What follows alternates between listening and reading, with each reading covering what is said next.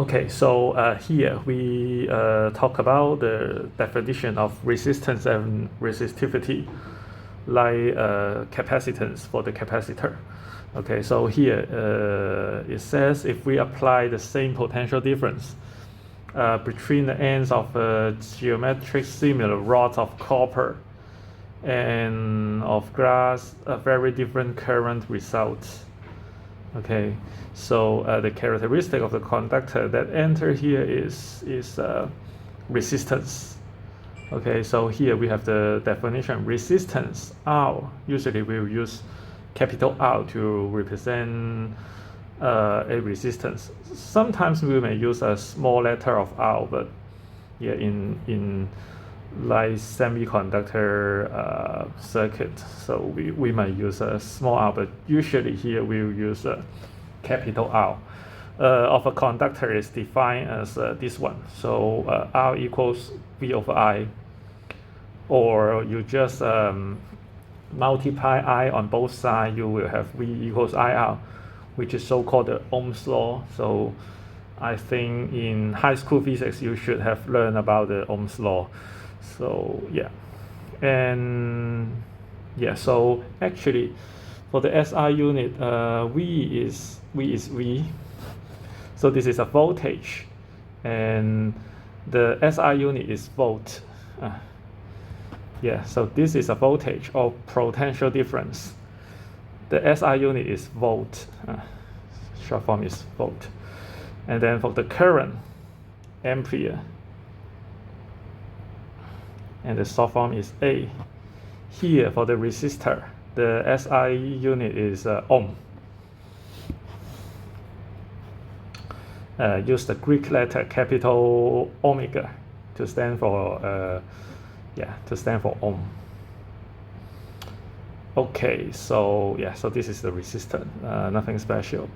So V is the potential difference or the voltage across the or the voltage difference across the conductor, and I is the current going through the conductor. Okay, so next. So here we have another equation. Actually, you can regard this one as the vector form of the Ohm's law. So we may regard this as a vector form of the Ohm's law. Okay, when I learned physics, the professor said, "Oh, this is very important.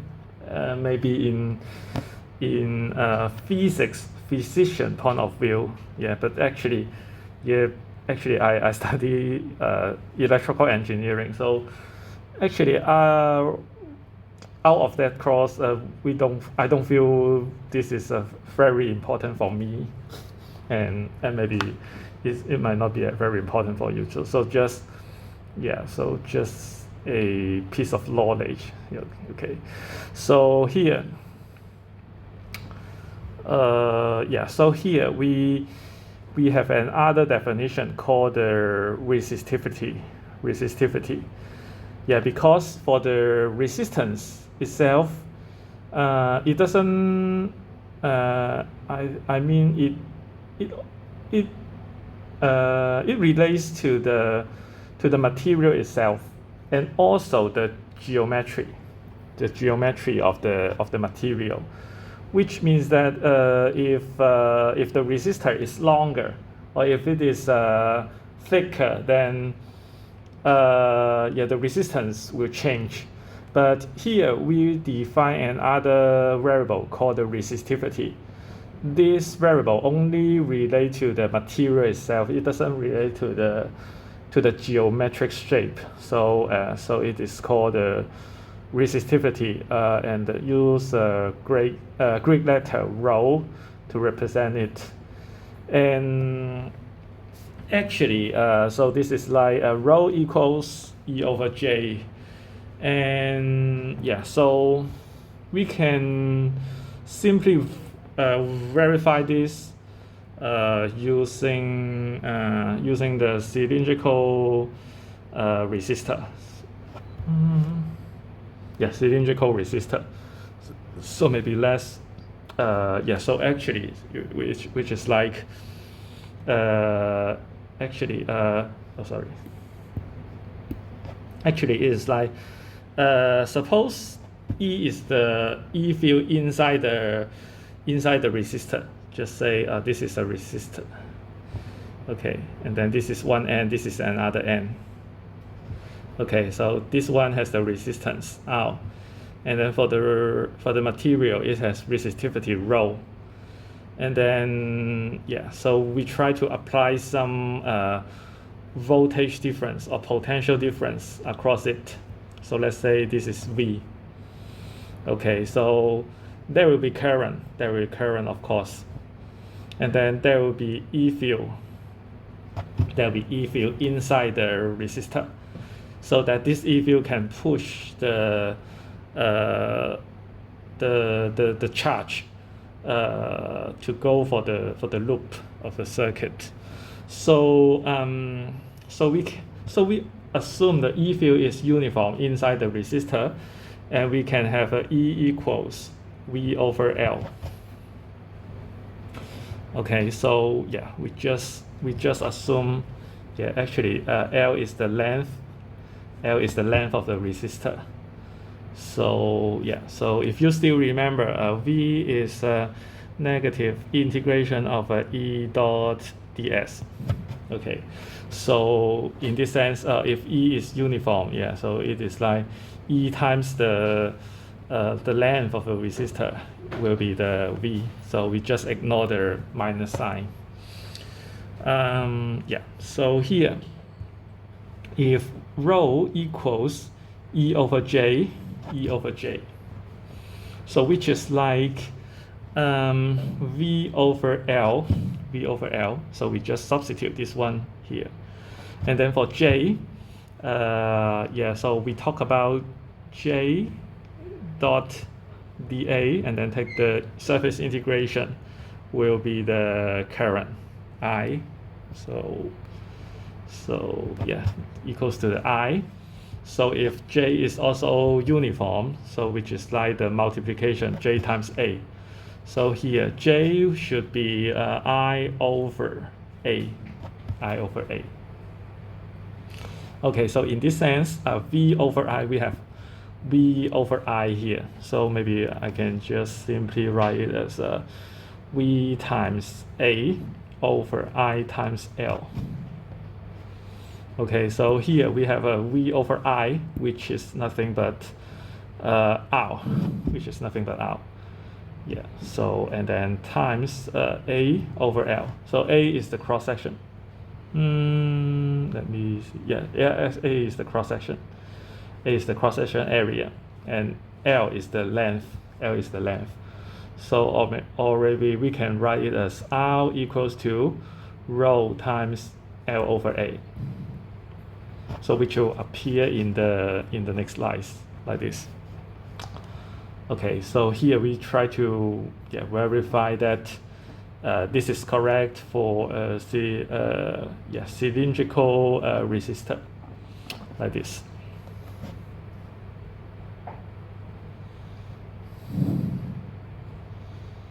Okay, so the reason why I mentioned this is the vector form of the Ohm's law is that E is somehow related to the voltage.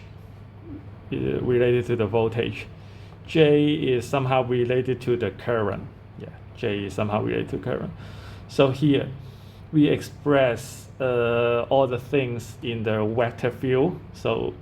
So generally the E field and J might not be so uniform. So the physician might like this one because they try to construct some special structure, and then it might generate some non-uniform vector field like the electric field or something like that.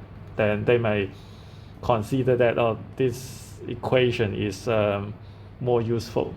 But yeah, but for us, for engineer, we usually try to solve the problem in a simple way. So which means that we try to feel like we rely the voltage current, which are scalar, so which makes the calculation easier. So here we might consider this one is a vector form of the Ohm's law. And another variable is called the conductivity, so which is just the reciprocal of the resistivity, which is called the conductivity, so nothing special. Okay, so just mention that we can use the original definition of the rho, and then we can derive R equals rho times L over A. So which means that this rho is related to the material itself. So if it's a copper or silver or gold or whatever material, then it has a fixed resistivity. And this ratio is related to the geometric shape of the resistor. So if the resistor is longer, the resistance is larger. And if the cross-section area is larger, then the resistor is smaller. So very trivial. You can simply imagine, if the charge take a longer path to go, then yeah, the resistance is of course larger.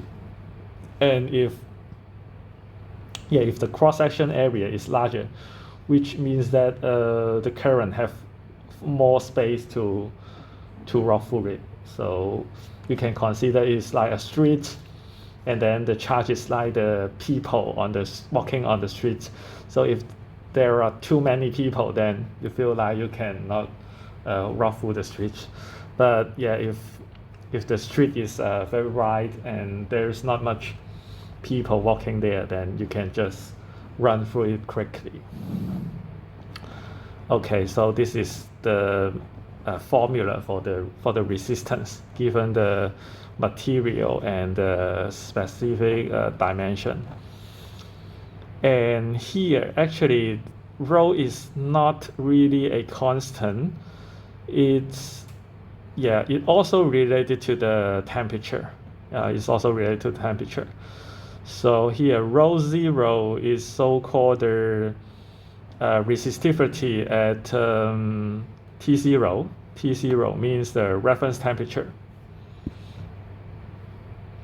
Maybe it can be the room temperature. So in this figure, you can consider this room temperature is T, so which might be around 300 K.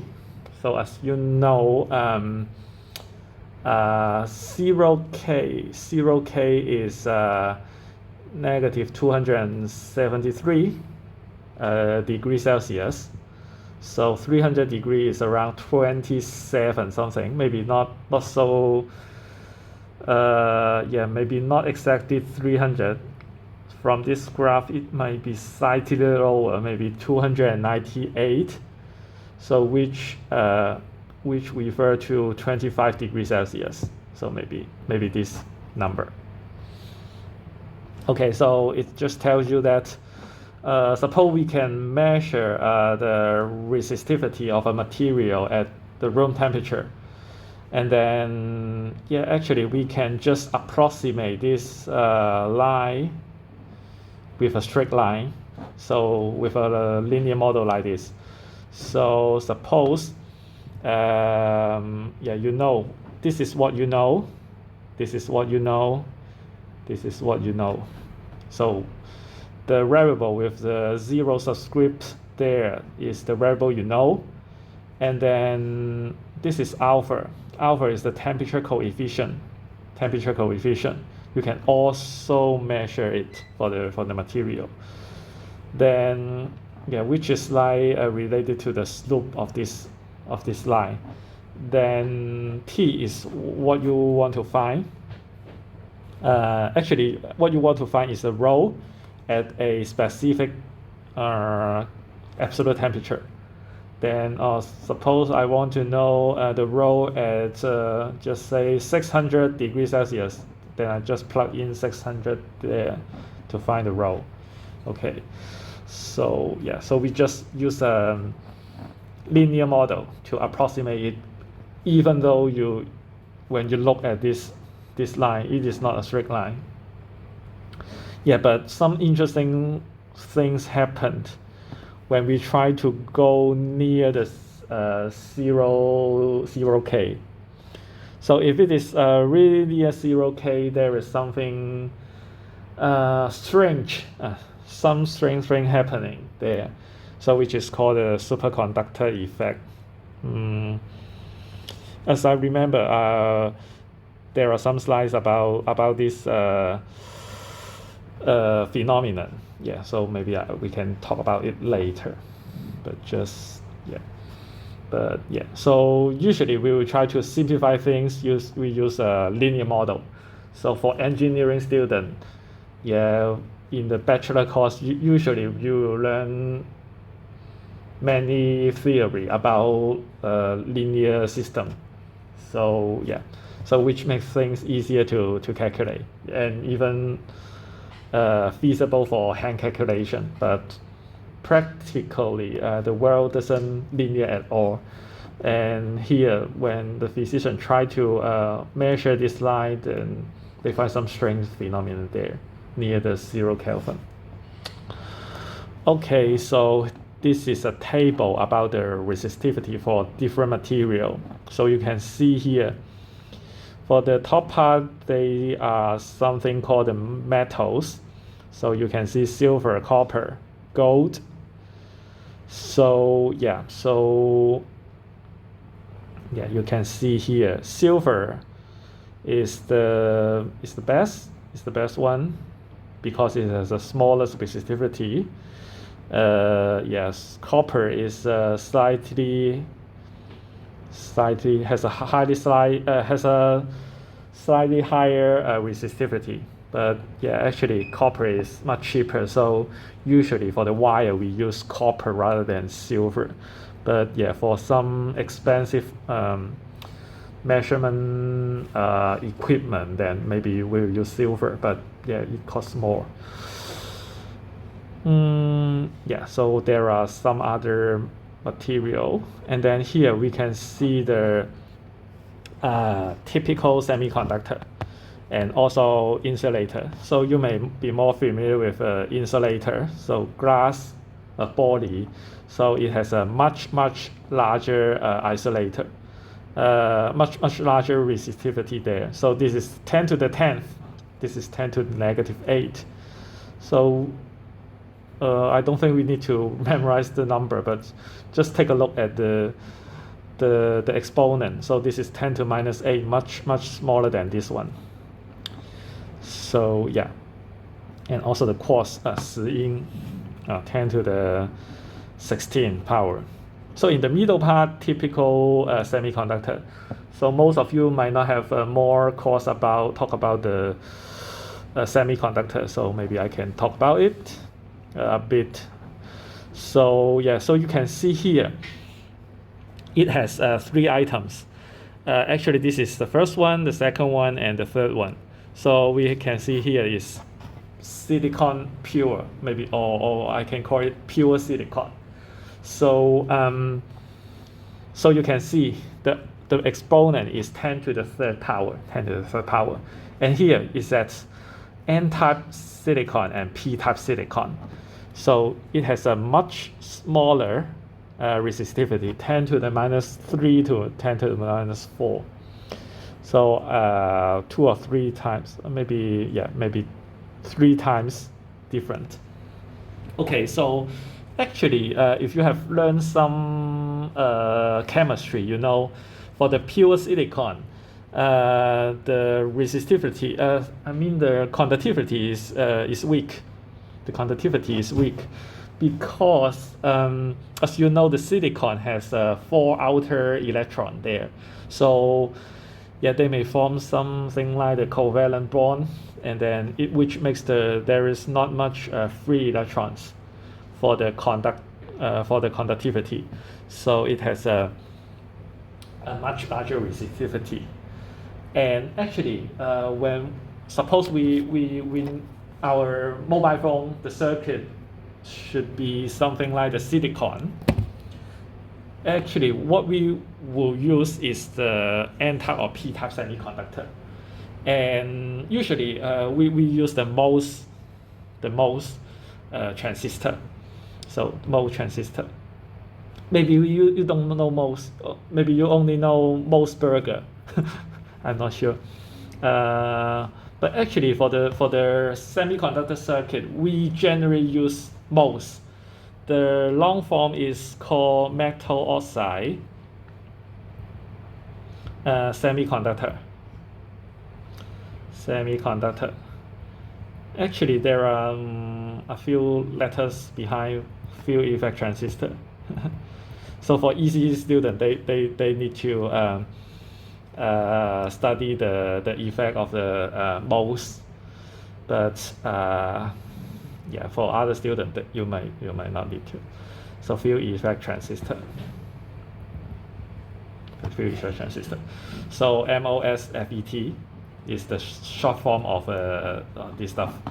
Okay, so and usually I will try to we will just even more simplify it as MOS rather than Mosfet. And yeah, so maybe you're not so familiar with Mosfet. And actually, if you have a P-type semiconductor or N-type semiconductor, we will call them NMOS or PMOS.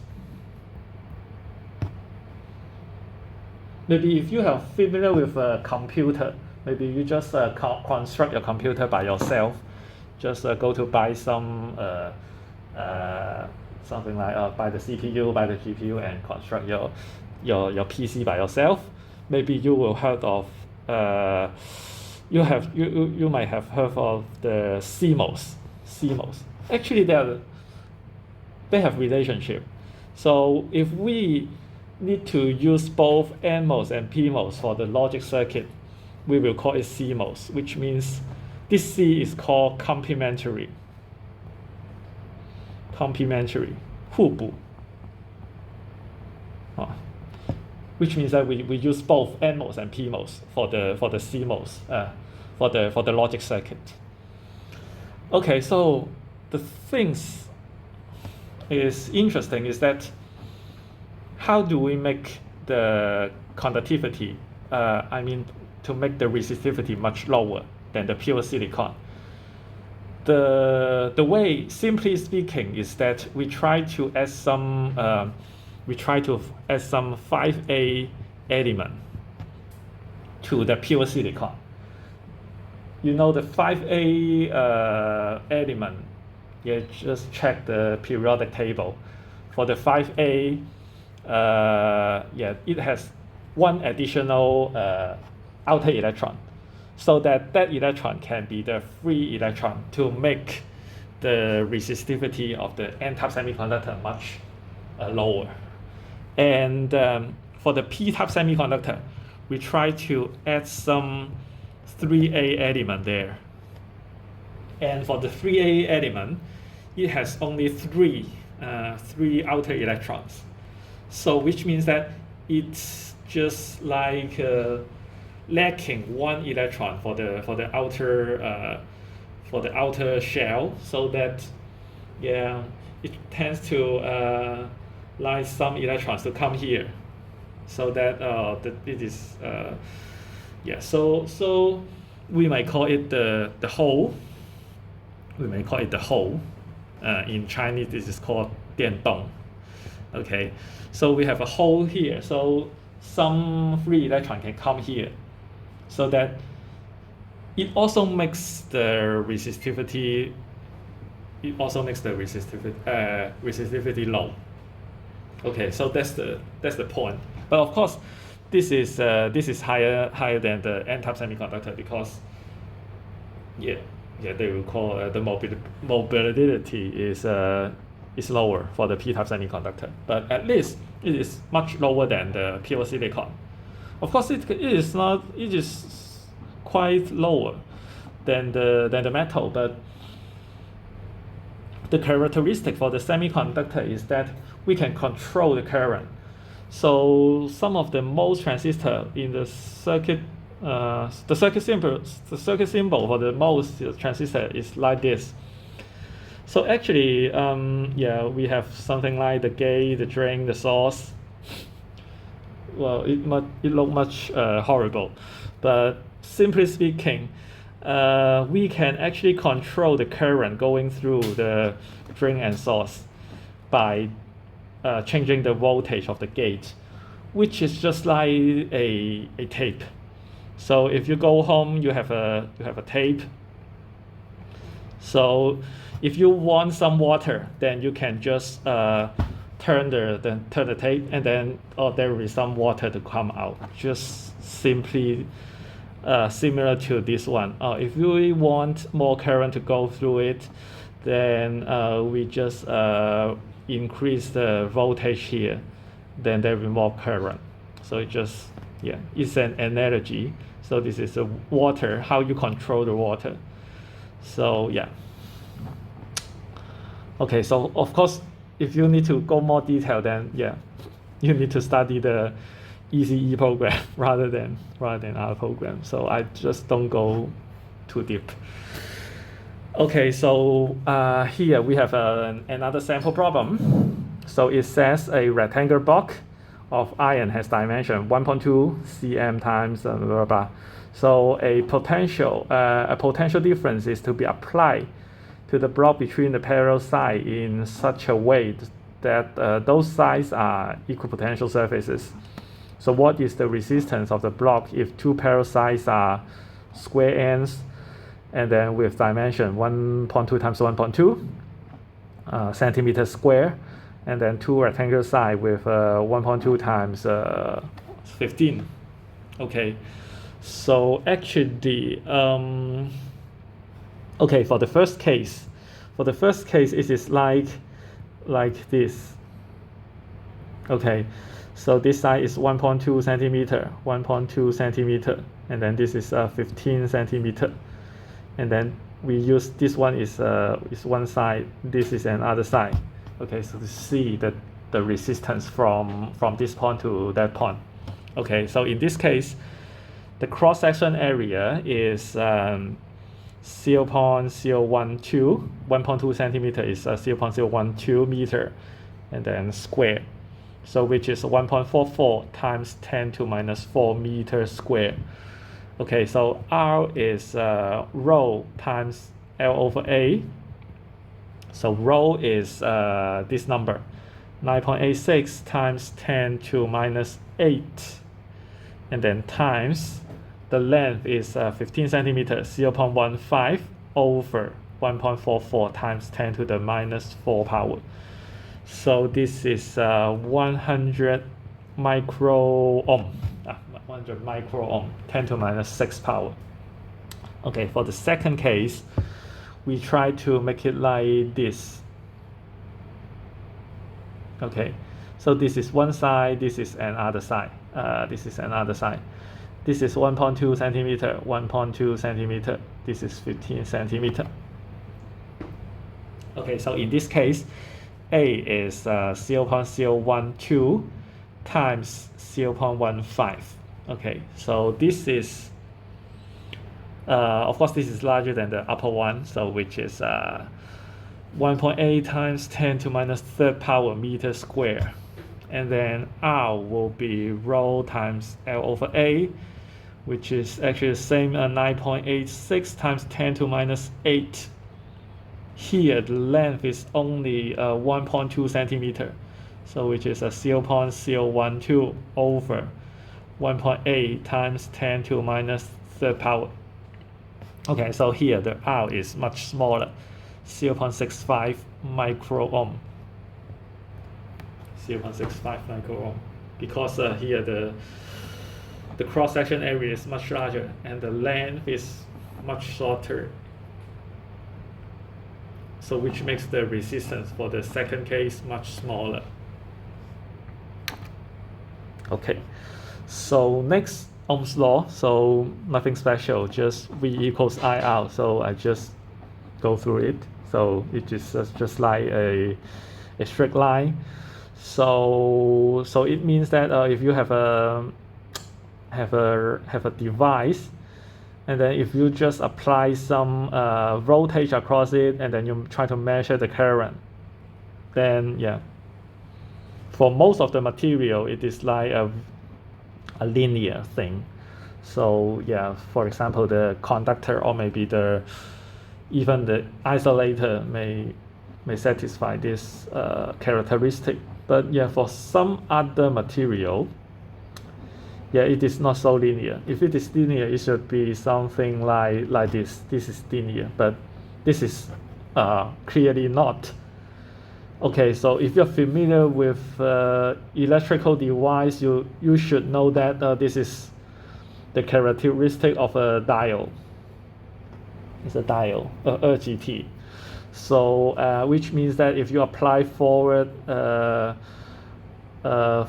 bias, then there will be current. If you apply reverse bias, then there will be no current going through. And actually, the circuit element of a diode is something like this. If you apply a positive voltage like this, there will be current. But if you apply a negative current, then there will be no current. Okay, so this is the characteristic of a diode, which is not linear. Okay, so Ohm's law. So I think I just go through, and yeah, so here it talks about the Ohm's law in a microscopic view. So it is something like some hardcore physics. Actually, yeah, you may consider some of the equations are not so correct. You may ask why I need to talk about some equation not so correct.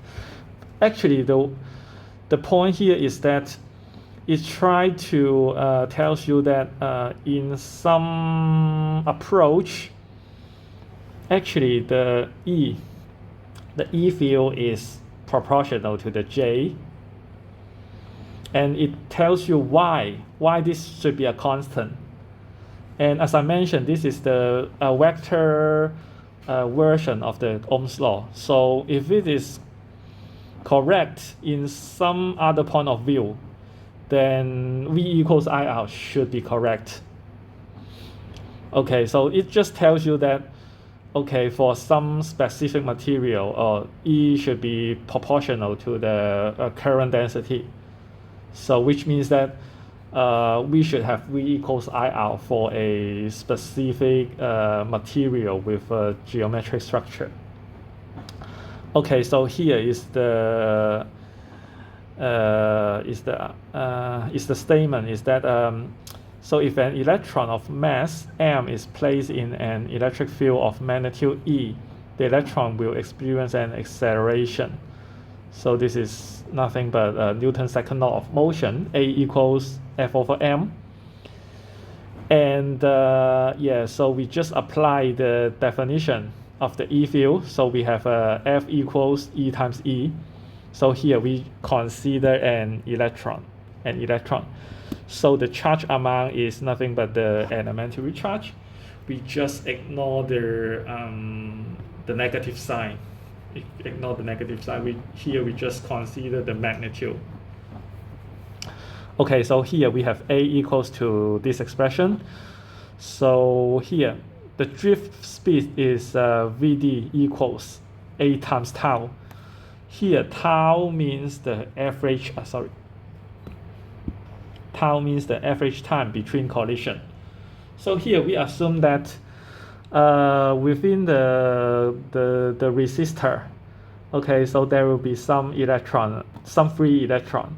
So we assume that they start from stationary, which means they does not move at the beginning, and then suppose they are accelerated by the E field. So so there will be a force acting on the electron, and they start to accelerate. So the average time between collisions,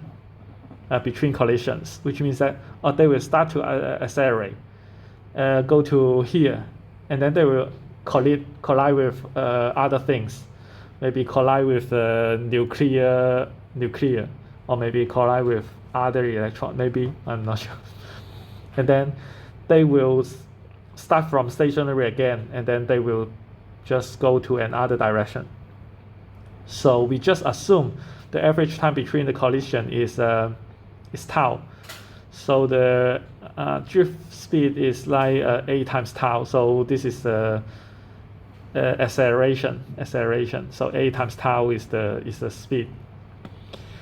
Okay, so here we just have a substitute here. So we have a Vd equals this term times tau. So we have here, and then also previously we also have J equals Ne times Vd. And then we can just plug in this one here. So we have Ne times EE times tau over M. Okay, so in this sense, okay, we can just move all the things to the other side here, as highlight here. So we have E squared, so it go to the bottom, and then N also goes to the bottom, tau also goes to the bottom, and then M goes to the top. So here we have E equals to something times the J, so which is something like the vector form of the Ohm's law. And here we can have rho equals to this thing, So M is the mass of an electron, which is of course a constant. And then this is the elementary charge, which is also a constant. And then N is the density. So for a fixed material, it should be a constant. And also for tau, it should be a constant related to the material, because for different material, the distance between nuclei may be different. So which makes the average time between collision different. But for the same material, we will assume that it should have a fixed structure. Then the tau should be related to the material itself. So if it is a fixed material, then tau should be a constant. So all these things should be a constant, and should be related to the material. So that's from a hardcore physics point of view to verify that V equals IR or E equals rho J is correct. Because usually from the original point of view, it is like we try to do the experiment. So we try to measure the I and V for a resistor. So if we try to change the V, then we measure the current, and then so it looks like a line, and then we try to fit a curve to it. Maybe I just just like this. But so it's just like the statistic. So the physician try to find some way to explain why it should be true. It is not only the correlation. Because correlation is weaker than causality. 因果关系跟相关性. Okay, so they are different. Okay, so the correlation is weaker than the causality. So they try to find some other way to explain why it is true. And then if they can find some way to explain it, then they have more confidence that to believe this is correct. Okay, so so that's why they try to include this stuff here. Okay, so here we have another sample problem. So it says, what is the mean free time tau between collision for the conduction electron in copper? Okay, so we just make use of the previous equation. Tau. Actually, this one we just move tau to the left side and then move rho to the right side. So we have a tau equals m over n e squared rho. And then all this number can be checked from sample problem 26.03, and also the appendix or table. So we just plug in all the number. So this is the mass of the electron. So 9.11 times 10 to minus 31. So I can remember this number.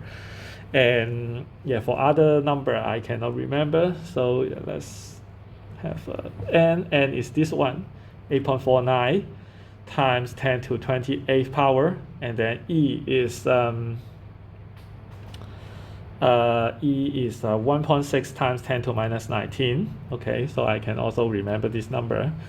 And then quantity square, and then times rho is this one, so which is 1.69 times 10 to negative 8. Okay, so this number is nothing but 2.5 times 10 to minus 14 second. Okay, so if you use scientific prefix, it is 25 femtosecond, so which is very short.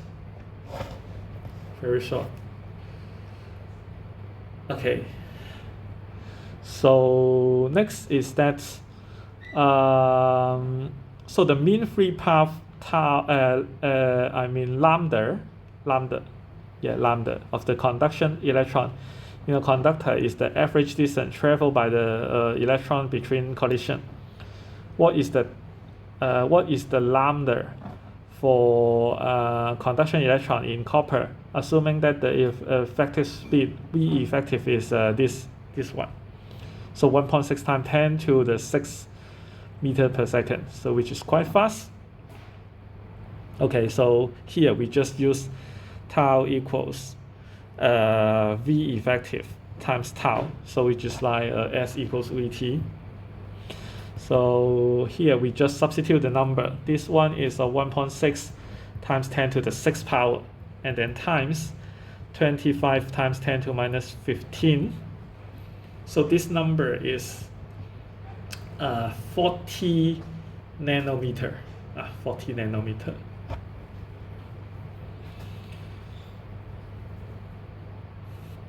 Okay, which means that this one is like 10 to minus 9. 10 to minus 9. Okay, so if you just follow some of the technology news recently, because usually in the news it talk about the TSMC technology, like 3 nanometer for the chip, something like that. So in the past we have something like a 45 nanometer, 28 nanometer for different circuits. So I just mentioned the MOS transistor. So when we try to draw it in the circuit diagram, it will be something like this. Okay. So just now I draw the circuit symbol like this. This is gate, drain, and source.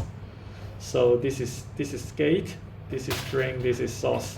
So when we talk about if the technology is like 40 nanometer or like 28 nanometer, then it mentioned that the width here is 28 nanometer for 28 nanometer technology.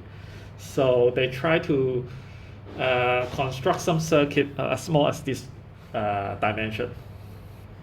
Okay, so so when we call it the 28 nanometer, which means that in that technology, the shortest we call it the channel length can be down to this 28 nanometer. So we will use L to represent the channel length in semiconductor circuit. Okay, so here 40 nanometer is quite short. So it says this is about 150 times the distance between nearest labor atoms and in a copper lattice. So here we assume that it is a copper, the copper wire. So it says there are copper lattice. I'm not sure whether what is the structure of the copper lattice, but so of course for the physician, they can measure in the copper lattice what are the distance between the nuclear, and then it tells you that 40 nanometer is like it can pass through 150 Cooper nuclear, and then they will just collide with the nuclear, and then yeah, they just change the direction. Okay, so thus on average, each conduction passes many copper atoms before finally hit one. So it can be an evidence that yeah, the material is not so solid. Actually, for the atom, it is like the nuclear in the middle, and then the electron are outside. So there are much space for the electron to go through until they hit one. It can already pass through 150 atoms. If it is quite solid, which is like if all the nuclear is like this, then if the nuclear is something like this, then the electron cannot pass through many. Maybe it is lucky enough to pass through one or two, but yeah, it will just collide with some nuclear if it is so solid. But practically, it might be an evidence that the atom is quite sparse. It's quite sparse. So there are many space. Okay, so here we also talk about the power. So power is nothing but I times V. So if you just use some hardcore physics to derive it, it is like du equals dqv, u equals qv here, and then dq is like I times dt, which means I equals dq dt, which means that dq equals I dt, and then we plug in here. Then we try to integrate the energy, it becomes the power, and then on the right side it is IV, or maybe I just move this dt there. So du dt is the power, which means the energy change in the unit time, which is the power. Okay, so we have P equals IV, and then if it is a resistor, then we can just use this one should be I square R. Yeah, just plug in V equals IR, you can get I square R or V square over R. So for resistive element, then three of the three equations are correct. Okay, so next. So just mention about the conductivity or the resistivity. Yeah, the resistivity near 0 Kelvin. So here the y-axis is the resistance. So if it is quite linear, then it should be a straight line rather than suddenly drop down to perfectly zero. But yeah, when the physician try to use something like the liquid helium,